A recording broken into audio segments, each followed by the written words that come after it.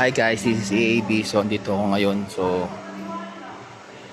Andito ako ngayon sa Dati Building Materials. So, ito yung nag-asikaso sa akin. Hi ka naman, Michelle. Thank you. Ito, vlog ko.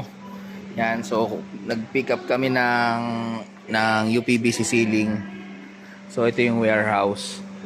So, pakita ko sa inyo yung tag dito.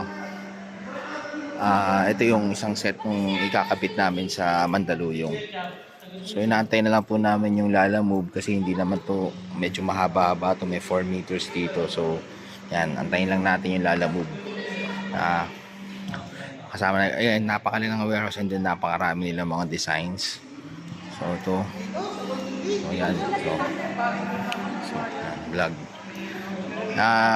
Tuturo ko sa inyo kapag balik natin dun sa Mandaluyong, yung kapag kinabit na yung UPVC, kung anong magiging tsura, paano gagawin step by step. Yan, bibigyan namin kayo ng tips and para ayan, kaalaman para sa mga So guys, thank you. Mama, anong pangalan ng shop nyo? Daddy Building Daddy Building Materials. Yan. Sila pong dalawa, inasikaso po kami dito. So pag may punta lang kayo dito para magkaroon sila ng ng sales. Salamat. Thanks guys.